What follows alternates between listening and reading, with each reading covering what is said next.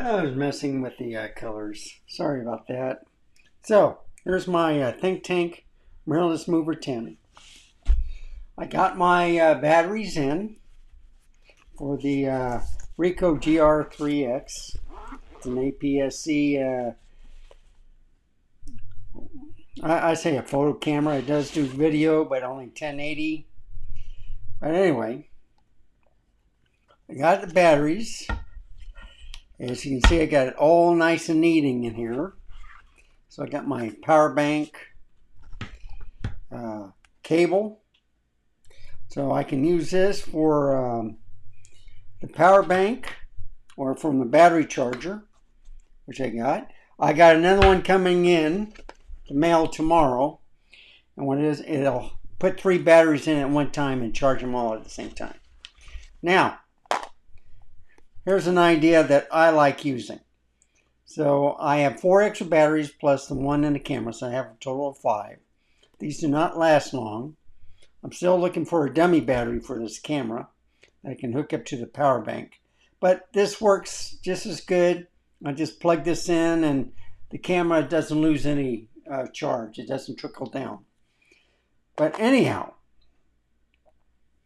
you know, the extra gum cases, okay? Just take out the end, part. And I use this for everything. I use it for SD cards, cables, microphones, for your cell phone, whatever. So this is a good thing. I save these cases, and as you can see, and here's the power adapter with the cable. So I charge all these batteries are ready to go. Okay, it's ready for a shoot. And the way I have this thing situated, I think it's something like that. Yeah, that's something like that. That way I can close it, and then of course I put the cable in here. The batteries is one thing. Now I got another cable here too, which is longer. All right, so I use this with the power bank, and I can just put the power bank in my pocket and then just go on. Of course, I already showed you about the rain cover that's in this pocket.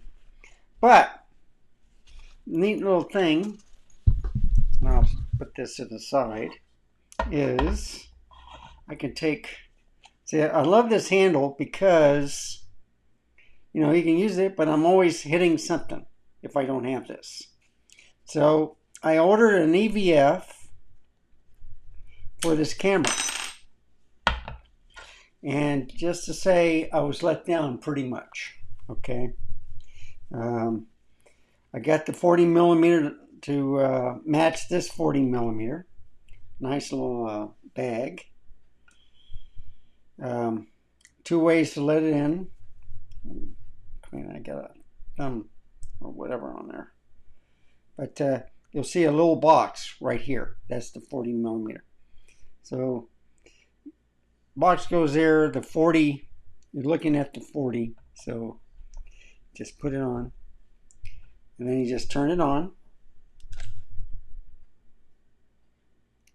Now, you can focus like this, the back focus button, or half shutter, okay? So if one doesn't do it, then I go to half shutter and then it finishes. Now, notice how I had to go up a little bit to get it in focus. But if I put it on macro mode, look what happens. Okay, now watch this. So I can get real close. See? Then sometimes you just have to do it this way. There we go. Hear the beep? It's ready to take a picture. So anyway, if you look through this, it's not electronic. It's like an optical viewfinder. So all this is just to get the picture in the frame. I was expecting where you look through the EVF that, and you see it's auto-focusing, by the way. And of course you can point to whatever. Okay. But if you move it around, it's auto-focusing. So, since this doesn't magnify or anything like that, or it's not like an electronic viewfinder, it's just an optical viewfinder. You just make sure that in the daylight, just make sure you're in the subject's in the frame, and then either you have autofocus on, or you hit the function, or that. Okay. And then, of course, you have your tilty screen right here. No, I'm sorry. This is not a tilty screen. But what I usually do when I use this, so I can turn off the display.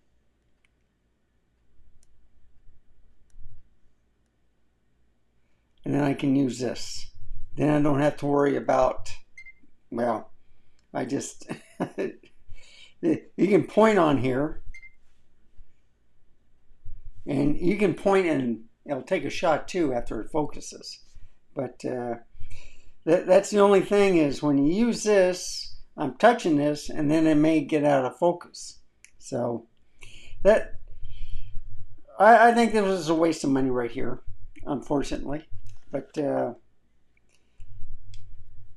anyway, I got it anyway. And I'll just show you some of the pictures that I've taken. I've been experimenting with the autofocusing, so it's working good now. Whereas when you first get a camera, you're trying to test it out to see what you can do to make it better. So I probably won't be using that EVF. So I'll just use this. Okay. This is a great camera. It's all ready to go, all charged.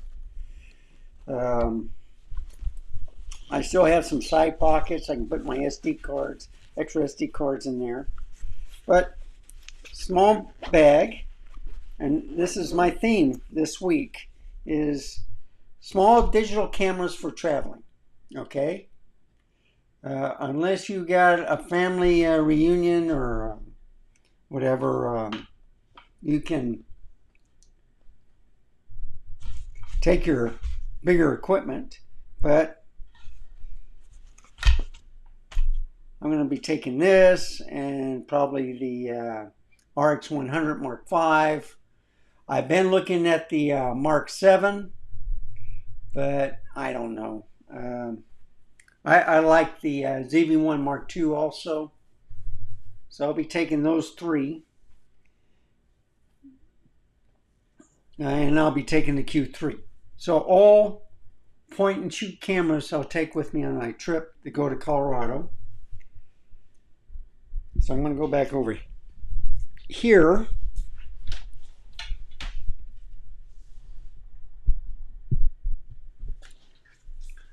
Go over here. Yeah, it's just, I learned that, you got to carry your luggage and stuff, and you don't want a lot of stuff in your trunk because basically if you have a flat tire or something, then you have to move stuff out, replace the tire. It makes things a lot easier. Okay, so 4 little bags. One goes in the waist. This can go in my pocket, the Ricoh. And then the batteries can go into my pocket, or I can get a power bank, put the power bank in there and just use the cables for whatever camera I'm going to use. So the Q3 has a dummy battery.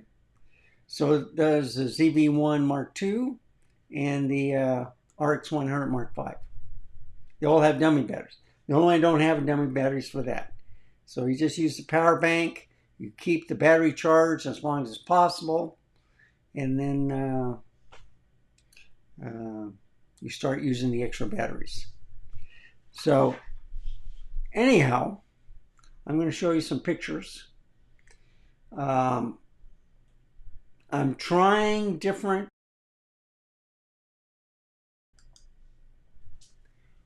kind of like black and white, vivid, and I think I'm sticking with positive because I tried the HDR and it gives me that spotty look that I don't like, you know, a lot of white and black specks. So basically, and I'm going to do a slideshow. So this is black and white, okay? The funny thing is Apple didn't recognize the black and white files, even if they were JPEGs. So I had a force that says, nah, use preview on it. That's what it is. So I'm using the different, focal lengths. I go from 40 millimeters to 50 millimeters to 71 millimeters. You know, in different profiles, black and white, vivid, and I'll talk a little bit about each one. And this is at nighttime with some lights on, lights off. You can see this is a positive. So this matches the color that I'm enjoying, all right? And it has anti-aliasing on there, which I have it off. And then, of course, the ND filter, which comes on. And I was experimenting, taking pictures from petapixel through the TV. And I was darkening the, the aperture or whatever. So I was going as high as possible. And on the exposure, I think I was going to a -2. And I got too close to a monitor right there. But just to show you, colors look great. The pictures look great. And this is, Eva was on the Jeff Nivel show last Saturday. But you can see by just darkening the picture a little bit, it looks sharper. If I put it at 0 exposure compensation, it was too bright. So that's what I was experimenting with. And I did it in color. I think I went to black and white. No, I was trying different exposures. One all the way to the bright, one all the way to the other way, where it was too dark. And, so you can see what I was messing with. So I was trying the different exposures, see which one I liked. I think I ended up with a -3 on a couple, -2, but it makes it real easy to use the camera to do that. And this is a neat thing where I put it on 71 millimeters, and you can see this bird, which I saved its life today. This is the male white-tailed dove. So the cat or dog got to it. They took the back feathers out. I rescued the bird, and I locked the pets inside, and then the bird flew off a little bit. Had trouble flying because the back tails were off. But, just trying different things, experimenting. Some were clear, some were not. You can see some noise. So when you get a new camera, folks, experiment. See what you like, see what works. And so now on this, I was using the macro feature. So here's my Z5. Now I'm in the macro mode. And look at the dust on the camera. Same thing with the battery. Close up. Farther back, normal.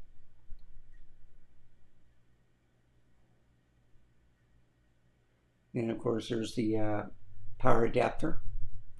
So you see, normal, macro. And I just took a few shots because now I'm looking at different things. So she wasn't in focus. I'm trying different profiles, picture profiles.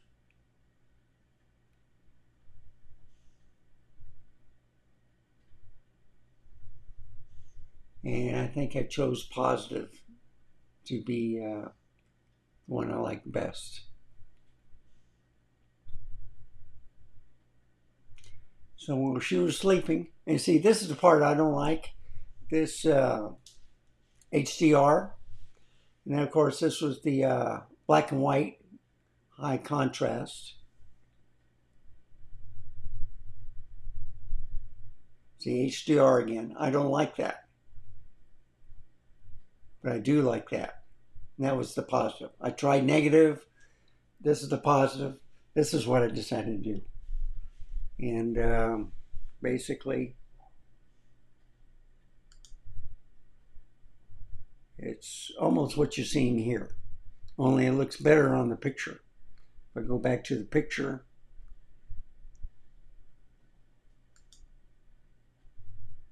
yeah, that looks pretty good. Let me go like that too.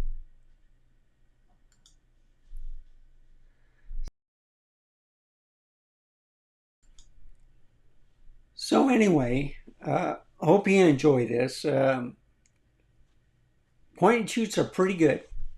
They're easy to maintain. You get everything all working.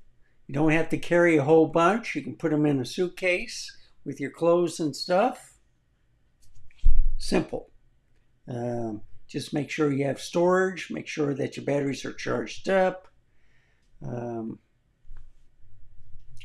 then enjoy your experience when you go on vacation. And that's what I'll be doing.